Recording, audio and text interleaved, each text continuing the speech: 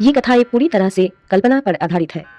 इनमें वर्णित स्थान, पात्र, घटनाएं और रहस्य वास्तविक नहीं है। किसी भी व्यक्ति, स्थान या घटना से इनका कोई संबंध नहीं है। ये कथाएं केवल मनोरंजन, सस्पेंस और साहित्यिक उद्देश्य के लिए बनाई गई है। श्रोता से अनुरोध है कि वे इन कथाओं को वास्तविक जीवन की घटनाओं या इतिहास के रूप में ना लें। यदि इन कथाओं के दौरान किसी को डर या असुविधा महसूस हो तो कृपया सुनना बंद कर दें। लंदन की एक सुनसान सड़क पर थोड़ी सी बारिश और धुंध फैली थी। इसी धुंध में से दिखाई दे रहा था रावल इंस्टीट्यूशन का पुराना भवन। लेकिन उस रात वहां से एक अजीब सी नीली रोशनी निकल रही थी। पहरेदार घबरा उठा। ये क्या हो सकता है? फैराडे साहब तो इस समय रिसर्च सेंटर बंद रखते हैं। वो दौड़ता हुआ अंदर गया, लेकिन दरवाजा खुद ब खुद धीरे धीरे चरमराता हुआ खुल गया। अंदर सारा कमरा अस्त व्यस्त था। बीच में एक बड़ा कांच का गोला रखा था, जिसके अंदर कुछ घूमता हुआ नीला प्रकाश कैद था, और गोले के पास पड़े थे फैराडे। वे अचेत थे। अगली सुबह लंदन भर में खबर फैल गई, फैराडे अजीब हादसे का शिकार। कांच के गोले में बंद बिजली। क्या ये कोई खतरनाक प्रयोग था? फैराडे को होश आया, लेकिन उनकी आंखों में अनजाना डर था। उनके करीबी सहायक एडम विलियम्स ने पूछा, सर, ये क्या हुआ? फैराडे ने धीरे धीरे बोलना शुरू किया। एडम, मैंने बिजली को एक नई अवस्था में बदलने की कोशिश की, और मुझे लगता है कि मैंने किसी ऐसी चीज को छू लिया है जो इंसानों के लिए नहीं बनी थी। एडम चौंक गया। किस चीज को, सर? फैराडे ने फुसफुसाया, जीवित बिजली। फैराडे एडम को अपने निजी कमरे में ले गए, एक कमरा जहां केवल वही जा सकते थे। उन्होंने एक पुरानी डायरी निकाली। उस पर लिखा था, experiment number 57, the living church. मैं ये जानना चाहता था कि क्या बिजली को एक सीमित दायरे में कैद कर उसे स्मृति दी जा सकती है? क्या बिजली सीख सकती है? एडम ने हकलाते हुए पूछा, सर, क्या बिजली को सीखने देना खतरनाक नहीं? फैराडे बोले, बस वही गलती हो गई एडम। मैंने सोचा था कि मैं उसे नियंत्रित कर लूंगा, लेकिन वो मुझे समझने लग गई। रात में फैराडे जाग उठे। उन्होंने एडम को बुलाया।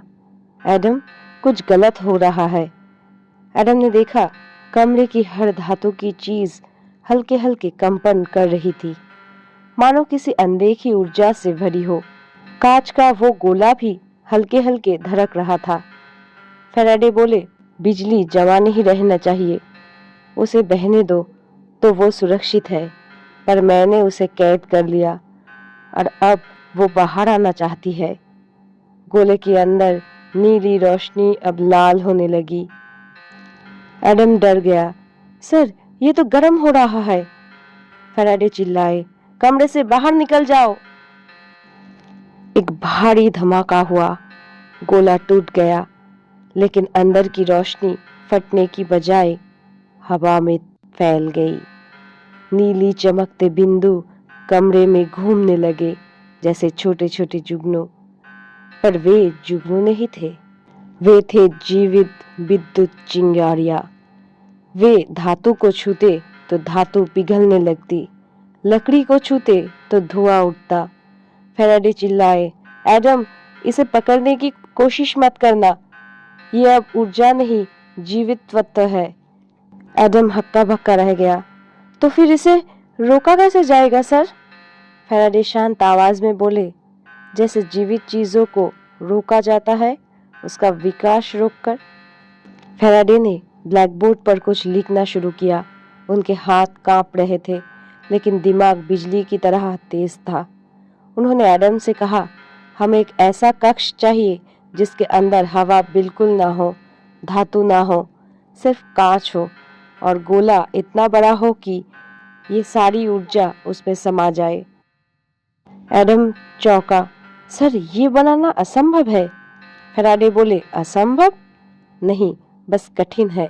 विज्ञान हमेशा कठिन होता है। दोनों ने मिलकर एक बड़ा कांच का टावर जैसा टैंक बनाया। लेकिन उस ऊर्जा को इसमें कैसे लाया जाए?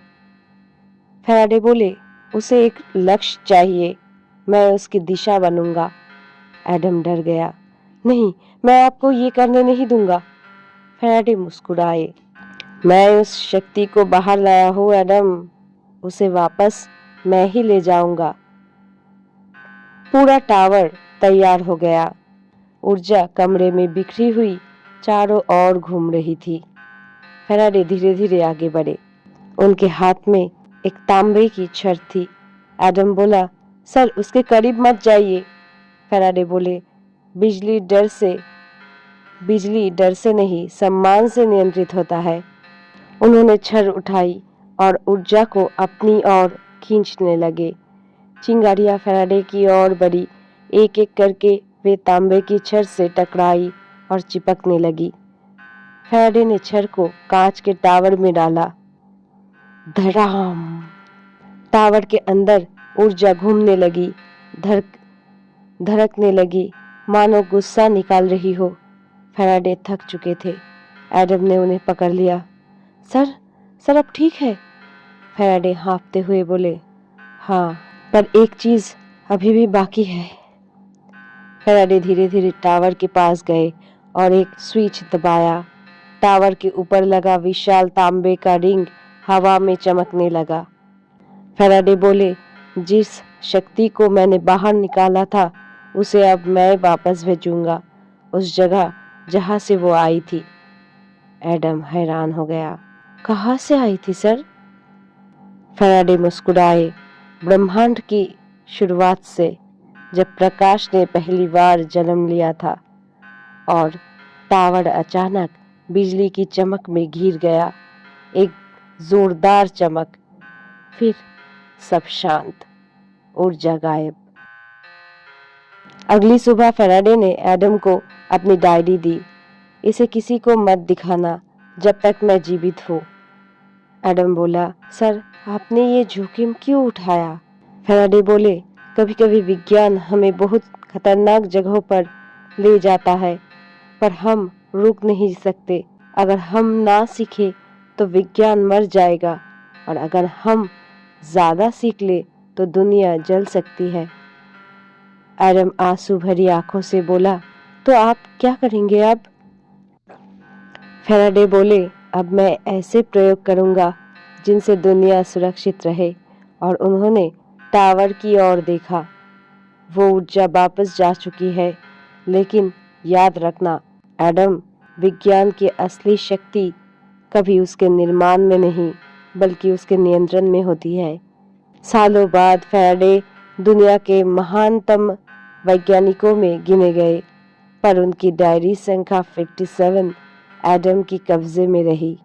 मरने से पहले एडम ने डायरी को सील करके रावल इंस्टीट्यूशन की दीवार में छिपा दिया। और आज भी लोग कहते हैं फैराडे के एक प्रयोग में कुछ ऐसा छुपा था जो विज्ञान ने दुनिया को बताने की हिम्मत नहीं की। शायद कभी टावर के नीचे दबी वो ऊर्जा फिर जाग जाए, या शायद फैराडे ने उसे हमेशा के लिए सोने दिया। आप सुन रहे थे कहानी जीवित बिजली।